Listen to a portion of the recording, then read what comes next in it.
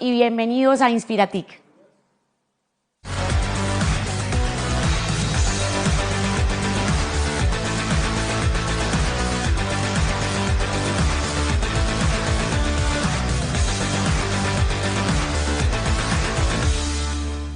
Muy buenos días, gracias a todos por estar acá, gracias a Carolina, gracias al Ministerio TIC por esta invitación. Tenemos un panel de lujo, estamos en la sesión 3 de Inspiratic. Eso significa inversión, significa levantamiento de capital, significa poder transmitir experiencias sobre cómo es esa jornada de emprender y cómo se acompaña el emprendimiento con el capital y qué hay que saber. Mi nombre es Jerónimo Silva, soy el director de Victia, una aceleradora e inversionista ángel, y precisamente voy a estar dirigiendo este panel sobre levantamiento de capital y cuál es la visión de los inversionistas, cuál es la visión de los emprendedores y cuál es la visión de las aceleradoras. Como les dije, tenemos un panel de lujo al que le voy a invitar a que se presenten, así que empecemos con Camila Torrente. Camila, un gusto volver a verte. Cuéntanos un poco más de ti, cuéntale al escenario, a la audiencia en qué estás y bienvenida a este panel. Hola Jerónimo, gracias. Bueno, primero que todo, gracias a Mintic también, a apps.co por invitarme a este panel tan maravilloso. Estoy muy feliz de poder compartir mi experiencia acá y de poder ayudar a miles de emprendedores que sé que nos están viendo allá. Yo soy Camila Torrente, soy la socia para América Latina de ERA Global. ERA es el fondo más activo de Venture Capital de la ciudad de Nueva York y somos el programa de aceleración más grande de la costa este de Estados Unidos. Yo trabajo con empresas en etapa de crecimiento alrededor del mundo, ayudándolas a escalar su negocio globalmente. Soy colombiana, vivo en Nueva York hace 12 años y estoy feliz de estar aquí con ustedes hoy. Fantástico, gracias Camila. Y ahora Daniel Bilbao, por favor, cuéntanos un poco de ti. Bueno, Jerónimo, muchísimas gracias. Mi nombre es Daniel Bilbao, yo soy cofundador y CEO de un startup que se llama Truora, que se dedica a luchar contra el fraude en Latinoamérica. Hago parte de un grupo de fundadores que estamos muy enfocados en desarrollar el ecosistema de Latinoamérica. Mi esposo y yo vivimos en San Francisco, pero pues nos la pasamos en LATAM y el negocio de Truora es de Latinoamérica. Y muy contento de ser parte de este panel. Uno de nuestros objetivos es ayudar a crecer el ecosistema y eventos como este logran que eso suceda. Y muchísimo gusto, Camila y Jerónimo, que no te conocía tampoco. Súper, Daniel, qué chévere esa visión de emprendedor. Ahora también nuestro segundo Daniel Lloreda. Gracias por estar acá, bienvenidos. Cuéntanos un poquito de ti, en qué andas y danos tu primera, presentación de tu parte. Buenísimo, Jerónimo, Daniel, Camila, un gusto estar aquí con ustedes. Gracias también a Mintic, a Carolina y a Apps por recibirnos hoy en este increíble panel. Yo soy Daniel Lloreda, originalmente colombiano, resido en Estados Unidos hace más de 10, 15 años. He tenido la oportunidad de ver desde Estados Unidos a Latinoamérica cómo se ha ido desarrollando todo este tema de emprendimiento y desarrollo y innovación. Hace más o menos 2 años y medio fundé H2O Capital Innovation, es un fondo cross-border entre Estados Unidos y Latinoamérica. Tenemos sede en Miami, en México, invirtiendo en emprendedores disruptivos en el espacio de B2B Enterprise Software y B2B Marketplaces. En este momento ya tenemos más o menos 17 inversiones en el portafolio y un fuerte peso en Latinoamérica, verdaderamente muy contentos y apasionados de las oportunidades que estamos viendo y estamos aquí para ayudar, apoyar y educar a esta nueva generación de futuros emprendedores. Entonces, encantado de estar acá. Muchas gracias por recibirnos. Fantástico, Daniel, muchas gracias. Antes de profundizar en los temas que nos convocan rápidamente, de nuevo, mi nombre es Jerónimo Silva, soy el director de Victia. Victia es un inversionista ángel local que está buscando startups en Bogotá y en Colombia. Tenemos un portafolio de 6 startups a la fecha, llevamos operando alrededor de 2 años, así que retomo un poco lo que decía Daniel Lloreda, porque también estamos en plan de educar mucho a las personas para que aprendan a invertir y también preparar a emprendedores para que puedan levantar capital. Así que sin más preámbulos, vamos a la conversación. Les recuerdo, estamos en la sesión de levantamiento de capital. Ese es un camino a veces desconocido, a veces largo, a veces doloroso. Así que profundicemos alrededor de estas dudas y tratemos de transmitirle todo lo que podamos a nuestros emprendedores. Voy a empezar con Daniel Bilbao. Y estas son preguntas un poco grandes, gruesas, Daniel, pero a tu juicio, ¿cuál es el mayor reto de una empresa al querer levantar capital? ¿Cuál es ese dolor número uno? ¿Cuál es el mayor reto?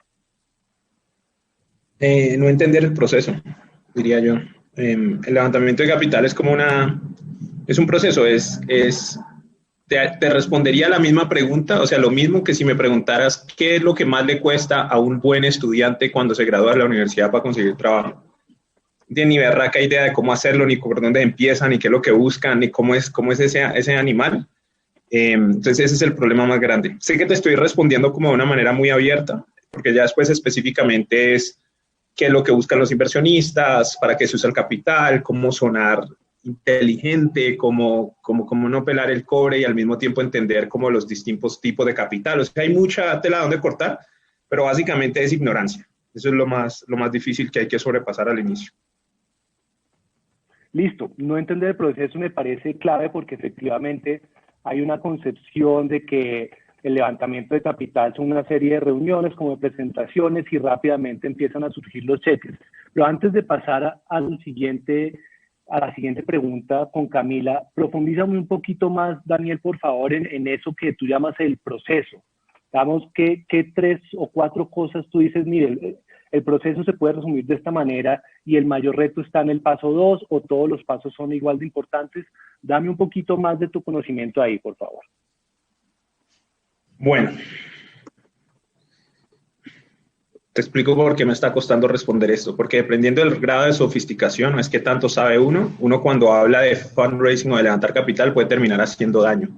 Entonces, lo más básico es, uno quiere entender como empresa si es una empresa fondeable o no. O sea, si es una empresa que puede obtener recursos de capital privado, o si puede obtener recursos de deuda, o si es un lifestyle business y no puede hacerlo. Esas son distintas.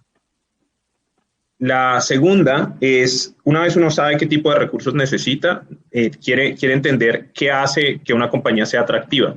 El tipo de equipo, la atracción, cómo opera, todas esas cosas hacen una diferencia muy grande. La tercera es encontrar el capital, o los partners que lo pueden ayudar a uno a tener acceso a ese capital. Y eso es muy difícil. En Latinoamérica, yo me acuerdo hace 6 años, no había capital. O sea, cuando digo no había, no había. Después de todo lo que ha pasado con Colombia, con todo esto de Rappi y con los big winners, ha habido una diferencia muy grande y ahorita hay más fondos. Daniel Lloreda tiene un fondo que hace un par de años no existía, ¿correcto? Y ha hecho muchas inversiones en Latinoamérica y gracias a fondos como el de él, como el de Nathan de Magma, como Maya, ahorita ya hay un poquito más acceso a capital. Entonces esa era una parte que era muy difícil. Y el consejo que yo le doy a emprendedores, que es como un hack a todo esto, y lo digo siempre, entonces seguro me lo han escuchado, es cambiar de amigos. Porque si uno anda con emprendedores que ya han levantado capital y que saben cómo es la vuelta, pues entonces ellos le enseñan a uno. La analogía que me gusta usar es como si uno está en el colegio y uno de verdad puede copiar y está en 8º y tiene un hermano mayor en 10º. Pues obviamente te pasa las tareas, te dice cómo es todo, las embarradas, todo. Entonces, en vez de ponerse uno a decir yo soy un berraco y yo puedo y como levanté este negocio de la nada, yo no necesito ayuda, es todo lo contrario, es levante el teléfono y pida ayuda. Nosotros hacemos eso todo el tiempo. Daniel y yo nos llamamos todo el tiempo a colaborar en deals, en hablar con emprendedores, de todo eso. Entonces, te resumo, entender primero cuáles son las fuentes de financiación y si uno es fondeable, después tener esas interacciones con los fondos de manera inteligente, pero todo esto se soluciona cambiando amigos, o sea, pidiendo consejo de los que ya lo han hecho. Y último punto que me es imperativo mencionar, hay gente que se dedica a dar advice y que dice yo soy un advisor y me va a dar unos porcentajes de tu negocio por eso. Esos son unos triple HPs. Esta vaina no se hace. Nosotros somos un ecosistema muy fuerte y muy bueno y todos nos tocó muy duro al inicio y uno dedica mucho tiempo ayudando a los demás. Entonces todo el que le diga a uno dame un porcentaje y yo te ayudo a levantar capital, no, ni no les dediques un segundo a tu tiempo, que es un tiempo muy mal gastado. Listo, Daniel, esas son recomendaciones fuertes, pero me encanta la idea del proceso. Digamos, si rescataría un mensaje, me quedaría con eso. Los emprendedores tienen que entender que esto es parte de un todo más grande, que hay que seguir ciertos pasos. Y lo de cambiar de amigos me parece interesante en la medida en que ampliar la red de contactos siempre favorece otras visiones. Camila, digamos, si establecemos que es un proceso y que esto tiene de alguna manera unas reglas, cuéntanos tu visión. Yo sé que has estado en Nueva York muchos años trabajando en finanzas, conoces emprendedores globales, tienes una visión muy amplia.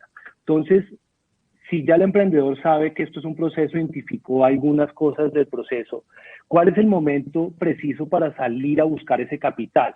Depende del tamaño de la ronda, ¿de qué depende? Cuando yo como emprendedor digo, ok, estoy listo para salir a buscar capital, ¿cuál es ese detonante, por llamarlo de alguna manera? Gracias, Jerónimo. Bueno, como lo decía Daniel, es súper importante saber uno dónde está, o sea, en qué parte del proceso está y para qué va a necesitar esos recursos. Entonces, yo diría que en la vida de una startup de tecnología hay cuatro etapas. La primera es la etapa de concepto, la segunda es la etapa de prueba o testeo. La tercera, es donde hay un crecimiento de ventas y la cuarta es una etapa de crecimiento o scale-ups, que son las empresas con las que yo principalmente trabajo.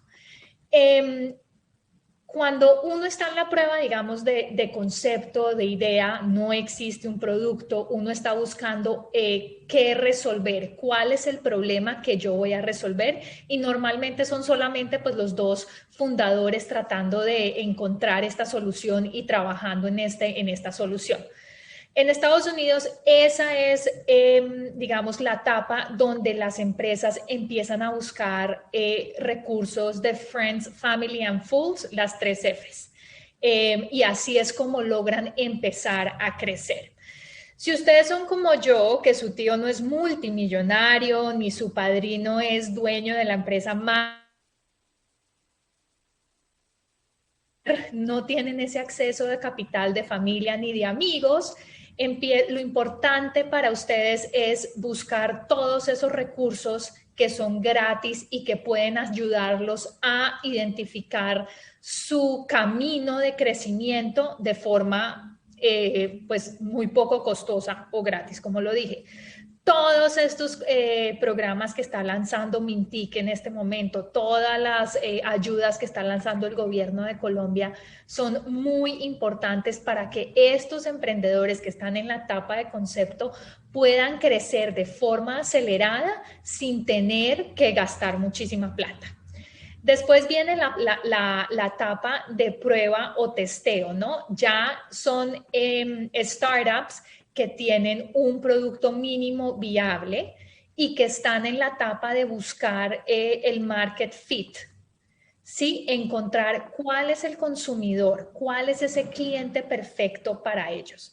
En esta etapa, una vez una startup ha encontrado, digamos, cuál es su market fit, cuál es ese consumidor al que cuál es su consumidor objetivo que necesita esa solución en la que ellos están trabajando, es cuando ellos deben empezar a buscar vincularse con incubadoras o aceleradoras.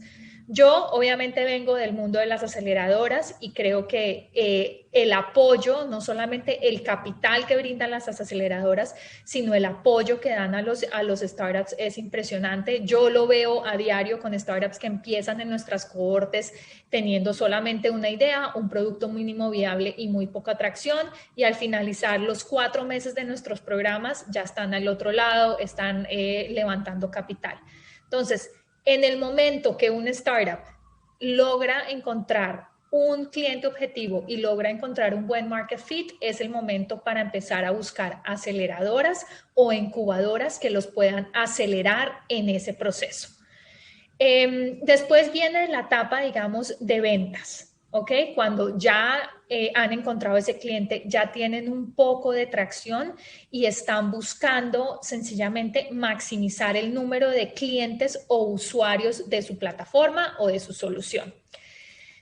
Cuando ven que existe un crecimiento sostenido del número de clientes o del número de usuarios, ahí es cuando los founders deben ir a buscar ese capital de inversionistas ángeles. ¿Ok? Para un inversionista ángel es muy importante saber que esa empresa está cerca a estar en el break-even y que va a ser una empresa invertible por un fondo más adelante, porque así es como los inversionistas ángeles logran tener retorno a su dinero en el futuro. Y por último están obviamente las scale-ups. Estas son empresas que ya tienen crecimiento en ventas acelerado, que ya escalaron localmente, regionalmente o globalmente y ya están buscando inversionistas como Venture Capital o inversionistas más estratégicos. Para un startup que está en esta posición, yo diría que lo más importante es encontrar, digamos, un inversionista que lo pueda, que le pueda ayudar en su estrategia de seguir creciendo. ¿Y cuándo es el momento perfecto? Bueno, cuando vean que esa solución es replicable en diferentes mercados, que esa solución que crearon para Colombia es replicable en Chile, es replicable en México y puede ser aplicable también a un mercado como el de Estados Unidos. Entonces, existen diferentes, digamos, formas de entender dependiendo del estado donde está el startup, pero lo más importante en cada, digamos, etapa de crecimiento en la que está el founder y el startup es entender que si tienen un negocio que es replicable a nivel local, replicable a nivel global o regional, es un buen startup, que es un negocio que es escalable, o sea, se puede lograr economías de escala en cuanto a usuarios y en cuanto a clientes, y que es un mercado y que es un negocio que tiene retornos, que va a darle buenos márgenes para que estos inversionistas estén atraídos a invertir en este negocio. Fantástico, Camila. Yo creo que para tratar de resumir un poco tu mensaje o para el mensaje con el que yo me quedo es, uno, hay un proceso propio que hablaba Daniel Bilbao sobre el proceso de levantamiento de capital, que eso es una dinámica, y después está la etapa de la startup, la idea, la incubación, el scale-up y ya cómo tratar de buscar esas economías de escala, y cada etapa tiene un momento distinto para saber qué tipo de capital busco. Eso es muy importante. Dependiendo de la etapa donde estoy como emprendedor, hay distintos tipos de capital. Al principio son personas cercanas que creen en mí, después son inversionistas ángeles, después son fondos un poco más grandes. De todas maneras, quizás quisiera añadir algo, y es que de pronto al principio las personas cercanas a mí esperan un retorno, pero están dispuestos a que ese no sea el motivo. De ahí para adelante yo creo que es importante que todos los emprendedores sepan que los inversionistas ángeles o VCs o como quieran llamarles esperan retornos. Y tú lo decías al final, esto finalmente es un juego de capital y el capital pues supone un retorno. Así que bueno, gracias Camila, muy interesante. Paso a Daniel Lloreda. Daniel, tú estás en Miami, tienes una visión de Latinoamérica, seguramente estás viendo startups de distintos países en Latinoamérica. Y a sabiendas de que cada startup es un mundo en sí misma y hay muchísima variedad en el mercado, pero tú, ¿qué has visto? Que típicamente, vamos a suponer que es una startup en proceso de aceleración, ya tiene un product market fit, ya tiene un mercado objetivo, ya tiene algunas ventas.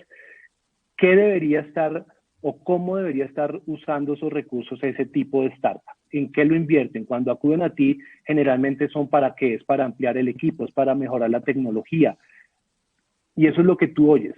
Cuando tú lo analizas, tú dices, estos recursos son mejor invertidos si usted los pone acá, que sean capital de trabajo, o busquemos comprar activos. ¿Qué se hace y qué no se hace? ¿Cómo es tu visión, Daniel, por favor? Buenísimo, Jerónimo, muchísimas gracias. En torno a esa pregunta, lo más importante para nosotros como inversionistas y también para los colegas nuestros es el equipo, ¿no? ¿Quién está detrás de la compañía? ¿Cómo se puede estructurar o acelerar este equipo? ¿cierto? Si quizás el fundador no tiene un co-founder, ¿cómo se le puede presentar a un excelente co-founder que pueda ser una mancorna para que las cosas vayan más rápido? Y también con este tema de remote work hoy en día, ya el talento es global, ¿no? En el caso, por ejemplo, de Truora, Daniel Bilbao vive en San Francisco, pero conozco que tiene un equipo bastante global y obviamente para Latinoamérica y hubs como Medellín y en Sao Paulo y en otras ciudades claves, se puede conseguir un excelente equipo viniendo de todos estos hubs de emprendimiento que se están creando. Entonces, es lo primero que donde yo pondría los recursos. Segundo, es la creación también de esa plataforma o ese producto, ¿no? Quizás ya ese emprendedor o ese grupo de emprendedores tengan su primera versión o su primera iteración de esa plataforma. Cómo hacer ese roadmap, cómo hacer ese desarrollo, cómo se va a mantener esa plataforma con altas barreras de entrada y con un buen engagement y buena retención de ese cliente final, ¿no? Ir empujando que ese cliente utilice más y más esa plataforma y que agregue más y más valor. Quizás un tercer punto que aplica más para compañías de hardware y menos para software, pero el tema de innovación y desarrollo, research and development, todo lo que es creación de patentes y creación de capital intelectual, ¿no? Intellectual property es clave. Yo diría que también un punto importante es el financiamiento de los pilotos comerciales y de pronto la aceleración comercial, asumiendo que esa compañía ya está en una etapa de aceleración, etapa semilla, de pronto entrando a la serie A, los fondos o inversionistas van a estar viendo cuáles son las tasas de crecimiento, cómo están esos cohort analysis, cómo se están comportando esos clientes, están pidiendo más o no están pidiendo más, por qué sí o por qué no, cómo se están comportando esas tasas de adquisición del cliente. Entonces, todo eso lleva costos de financiamiento de estos pilotos y también entendimiento de qué funciona y qué no funciona.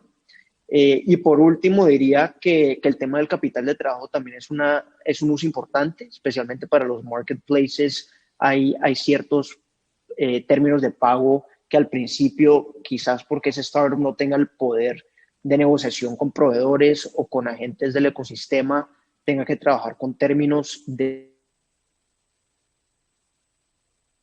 ese emprendedor logre hacer una abogada inversa y tener capital de trabajo negativo y que sea él el que pueda tener el control de cuándo le paga a ese proveedor y jugar con ese capital, pero realísticamente y típicamente al principio, capital de trabajo es un tema importante para estas startups, entonces es una fuente adicional para tomar en cuenta.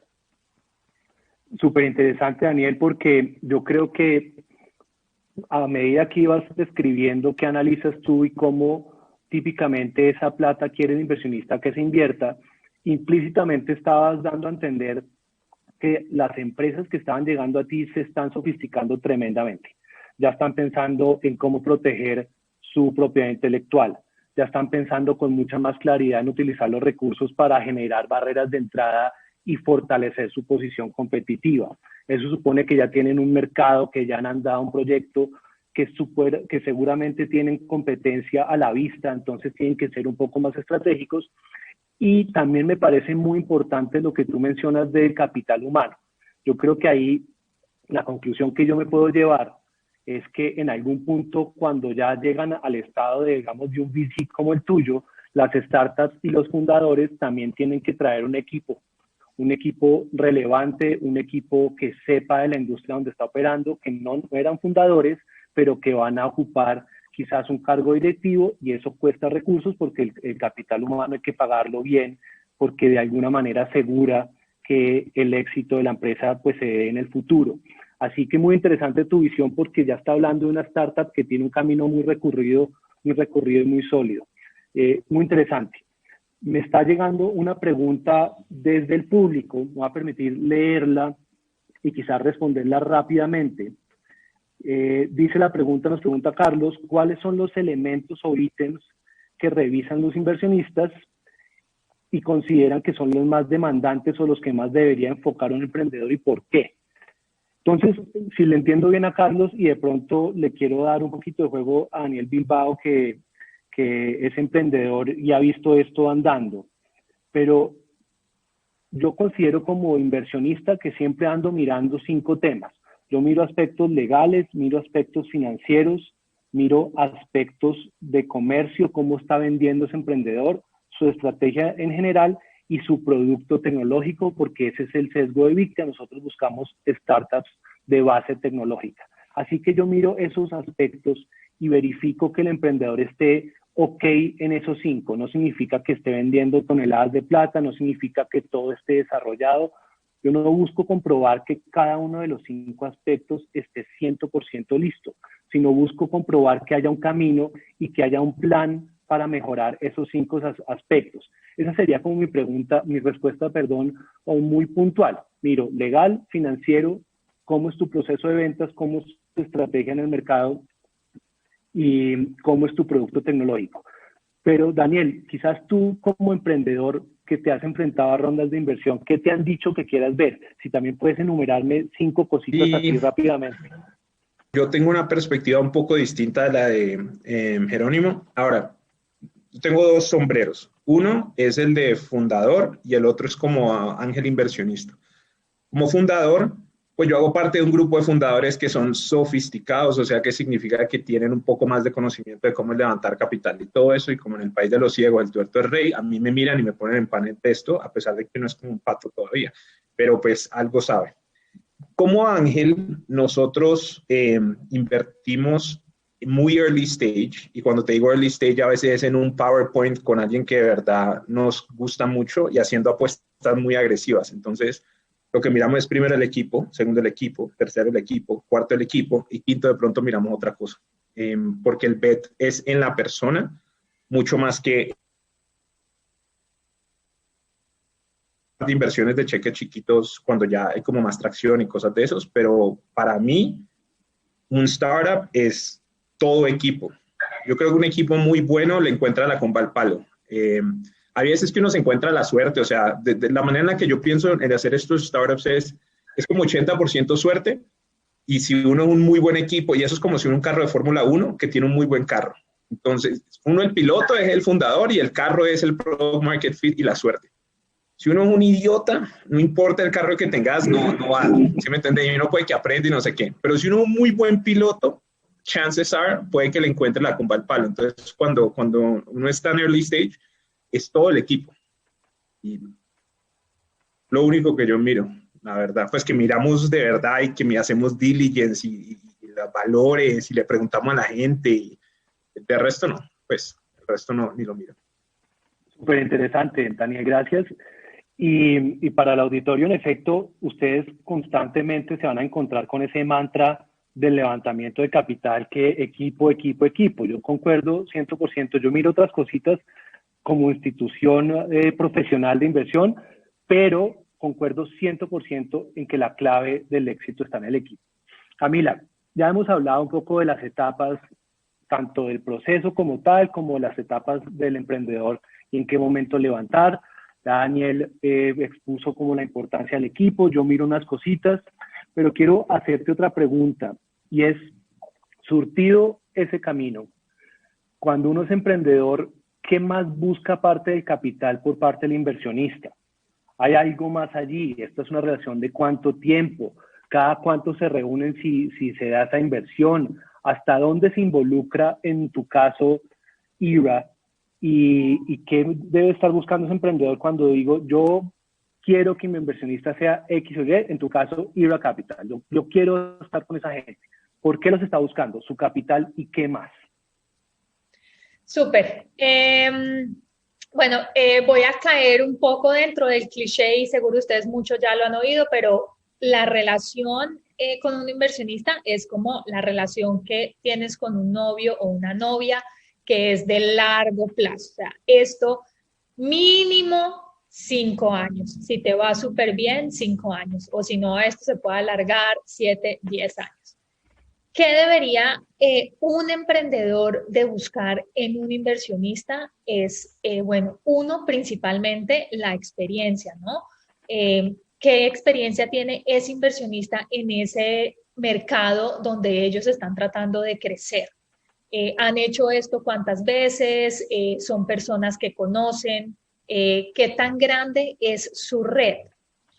Uno de, digamos, de los atractivos más grandes que tiene ERA y una de las razones por las cuales recibimos casi 1,000 aplicaciones al año de emprendedores que quieren entrar a nuestro programa es nuestra red de contactos. Nosotros tenemos más de 500 mentores dentro de nuestra red, así que cubrimos la mayoría de industrias. Y eso hace que para los emprendedores sea mucho más fácil llegar a ese cliente final, entender un proceso, poder sencillamente tener una conversación por teléfono con alguien que le diga, mire, debería de hacer esto. Mire, si usted está haciéndole una presentación a este cliente, más bien muéstrele esta otra presentación, no enfoques en eso.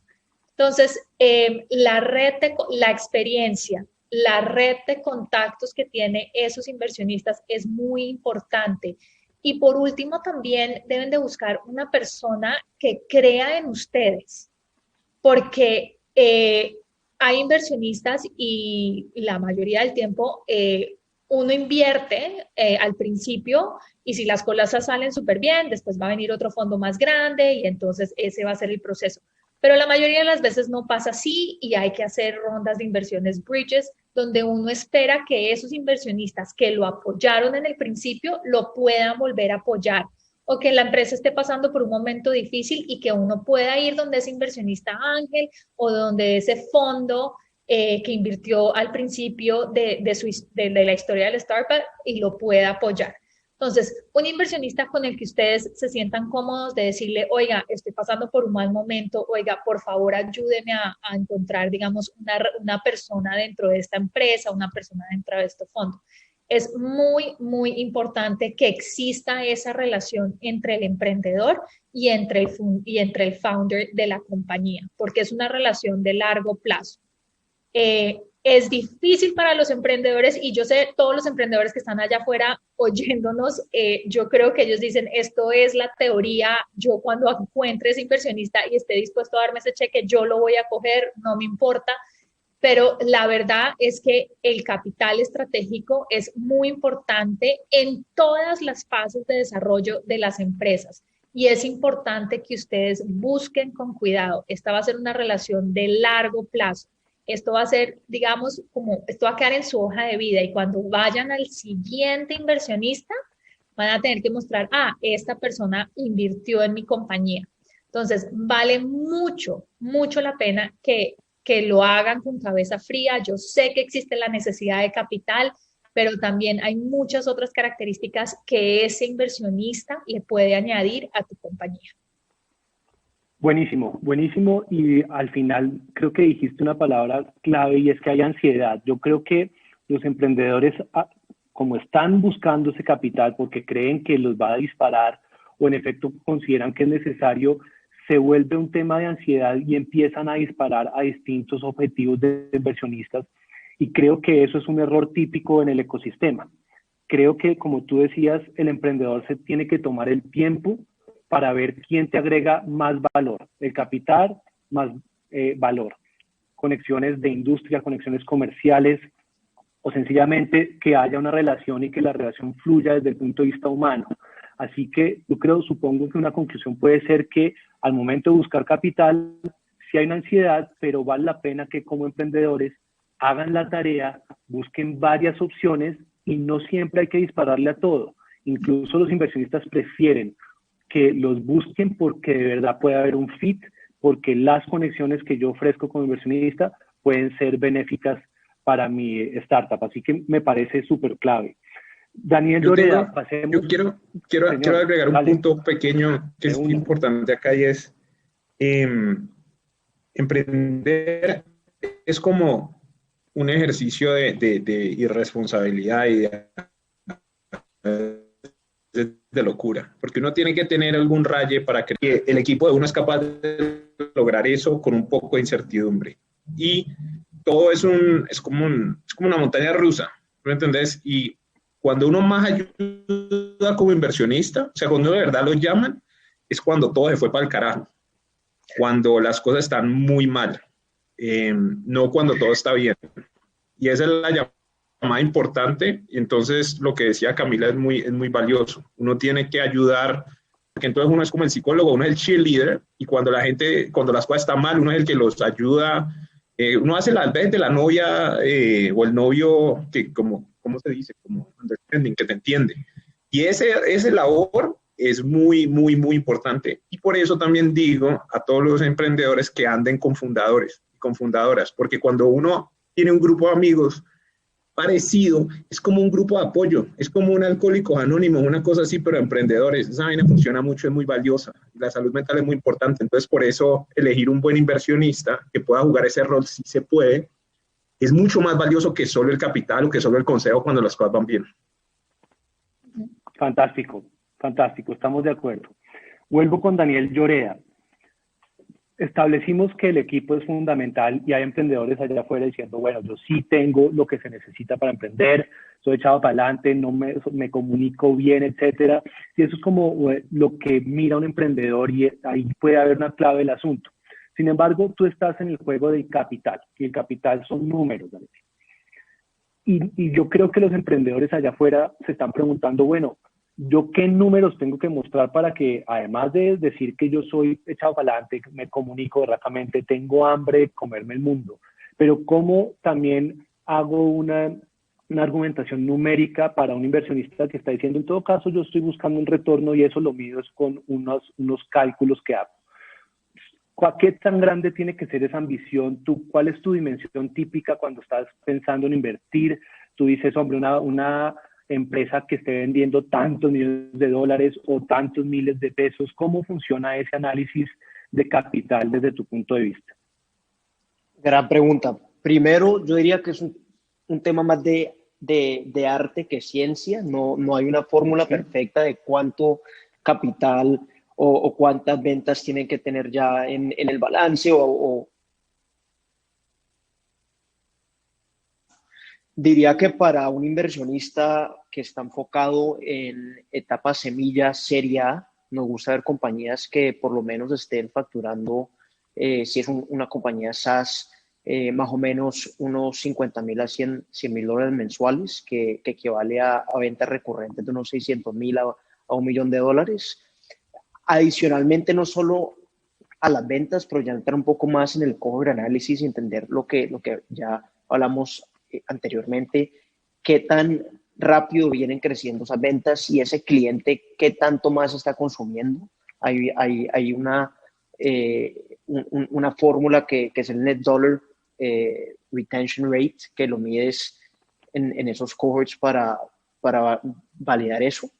Diría que otro punto importante también ahí en el tema de levantamiento de capital y hablando un poco de los mercados, para nosotros como fondo es el tamaño del mercado, sí es importante. Aparte del equipo que, como Daniel Bilbao dijo, es clave, para nosotros el tamaño del mercado sí es importante. Sin embargo, también hay muchas preguntas y muchas hipótesis, porque te puede mostrar un modelo financiero que vas a estar vendiendo en 5 años 100 millones de dólares y típicamente no sucede. Entonces, pues tampoco hay que creerle mucho a esos modelos, especialmente en estas etapas tempranas.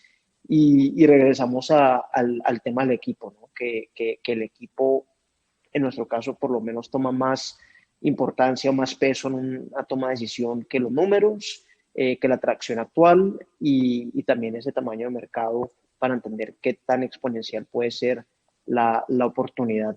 No sé, Jerónimo, si te respondo la pregunta. Sí la respondes, y yo creo que los emprendedores que están allá afuera van a pensar que estamos un poco bipolares nosotros en este panel, como diciendo el equipo es lo fundamental y cuáles números, y el Excel de pronto nos dice muchos cuentos, pero de todas maneras es un juego de capital que uno diría, pues el capital es ciencia, son matemáticas, esto se mide, hay maneras de corroborarlo, pero también les decimos que es un poco también arte. Yo creo que el mensaje acá para los emprendedores, y me atrevo ahí como a interpretar tus palabras, Daniel, es, digamos, no se angustien, sí miramos como inversionistas siempre por encima del equipo, pero ustedes están en el mundo de los negocios y tienen que tener por lo menos una claridad mental sobre cómo funcionan los números de su empresa. Si uno tasa el mercado en billones de dólares a futuro, o si yo pronostico mediante un Excel que voy a estar vendiendo tantos cientos de millones de dólares en los próximos 10 años, pues cualquier cosa puede pasar.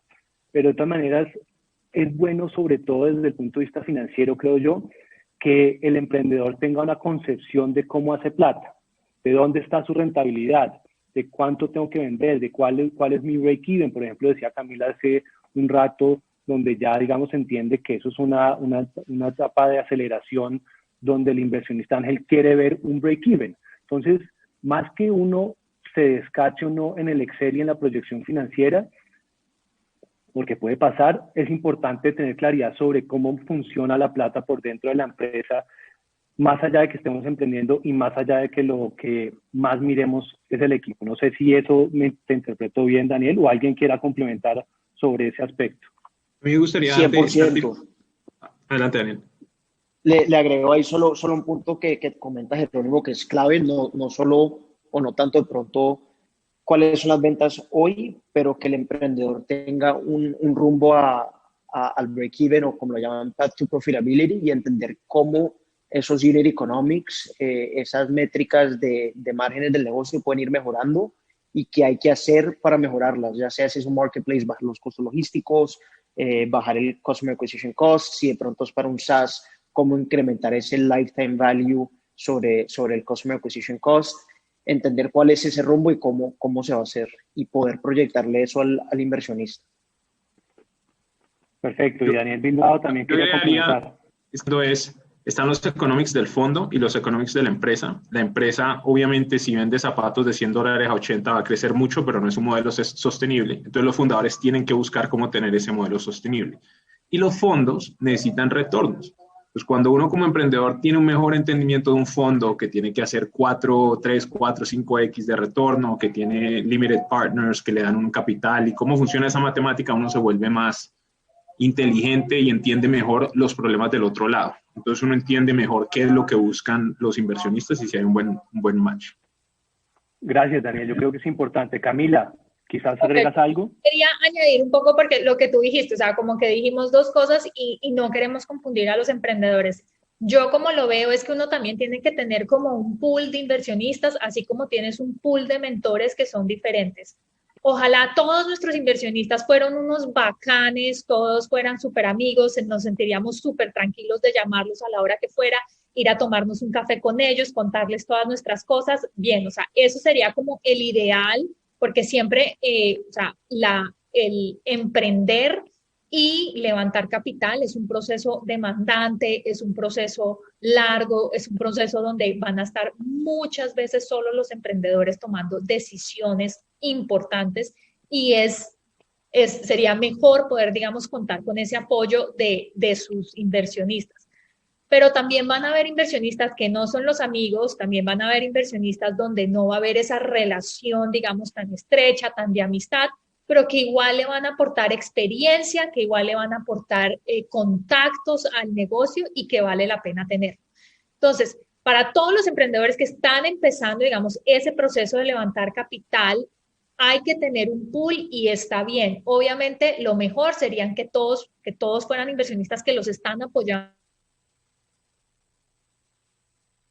La realidad no es así, y la idea es construir un pool de diferentes experiencias, de diferentes redes que los ayuden a ustedes a crecer, a construir su negocio en el futuro.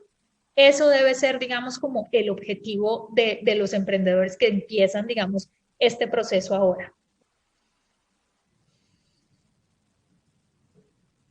Si se puede agregándole un punto rapidísimo a Camila, también me parece clave para el emprendedor ir desarrollando esas relaciones, ¿no? No solo tener un pool, pero también hay relaciones para diferentes ciclos de la vida de esa compañía. Entonces puede que tú estés levantando ahorita tu ronda semilla y vas a estar hablando con ángeles o fondos enfocados en la etapa semilla, pero también en este roadmap de levantamiento, pues seguramente se te va a venir tu serie A o tu serie B bastante rápido, ojalá que así sea el caso.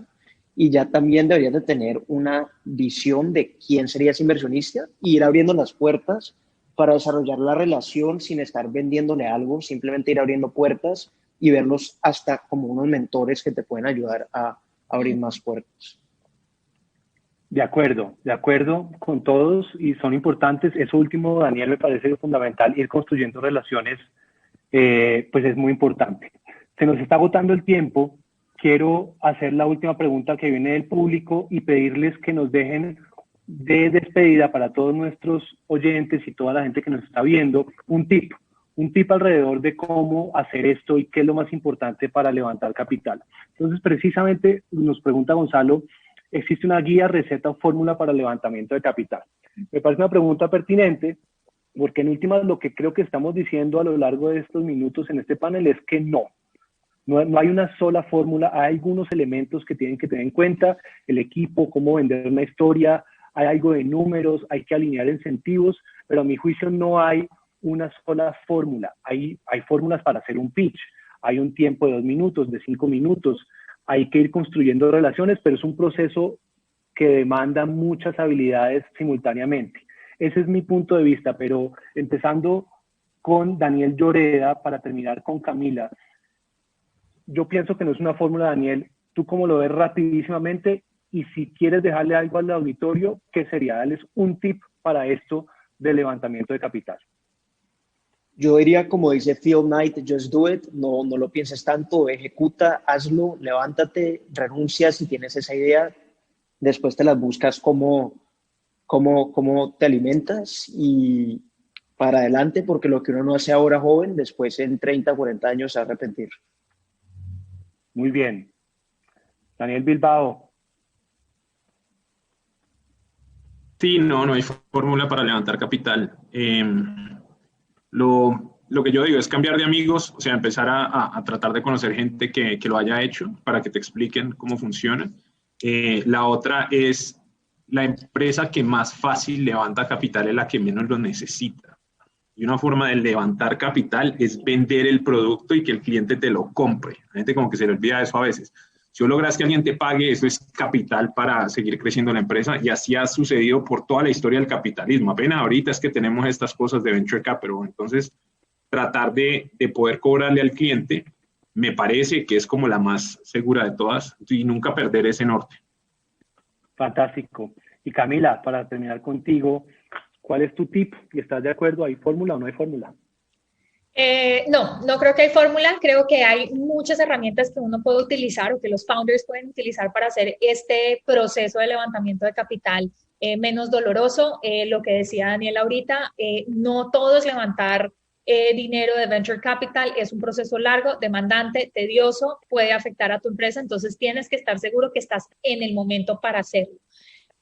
Lo que nosotros aconsejamos a todas nuestras empresas que hagan desde muy, muy temprano es sencillamente hacer una investigación de cuáles son esos fondos que pueden tener afinidad, que la empresa de ellos cabe dentro de su hipótesis de inversión y que pueden tener, digamos, alguna pues afinidad con ellos. Hacer una investigación de eso. Y este tip es súper fácil. Nosotros lo hacemos con todas nuestras empresas. Es sencillamente crear un Google Spreadsheet donde tengan todos esos y crear alertas de Google para que cada vez que salga una noticia de ese fondo, que salga una noticia de algún emprendedor que ellos, de donde ellos levantaron capital, así, puedan saber cómo lo están haciendo, puedan saber cómo fue el proceso, o sea, toda la información, todo eso que puedan recoger desde muy temprano va a ser muy valioso para ustedes cuando ya llegan al punto de hacer el pitch al inversionista final. Así que investiguen, creen una lista de cuáles son los inversionistas ángeles, de cuáles son las agencias que están conectando emprendedores con inversionistas ángeles, de cuáles son los fondos que están invirtiendo en el mercado en donde ustedes están.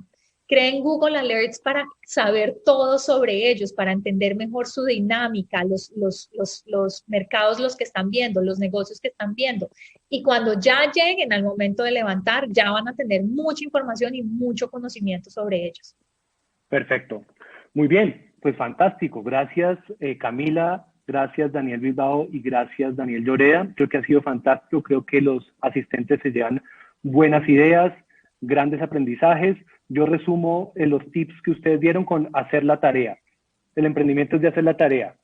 Se vende, se hace la lista, se está preparado y se sigue adelante y no se deja uno vencer por las circunstancias. Al Ministerio, de nuevo, gracias por la invitación. A todos los panelistas ha sido un placer y estaremos en contacto. Un abrazo fuerte para todos y mucha suerte en el resto de la jornada. Muchas gracias. Gracias a todos. Increíbles las historias de levantamiento de capital de estos personajes que no solamente nos inspiran, generan orgullo patrio por todo lo que han logrado y todas las enseñanzas que nos dejaron hoy para los asistentes que están buscando oportunidades de inversión para sus negocios digitales. De acuerdo contigo, Carolina, historias que inspiran e impactan. Y para seguir con la agenda de esta tercera jornada de Inspiratic, donde miles de empresarios y emprendedores están conectados, le damos paso a un panel sobre Colombia como destino de inversión y donde hablaremos sobre el momento histórico de Colombia para ser una nación receptora de dineros para el crecimiento de negocios digitales. Espectacular. Gracias, Diana.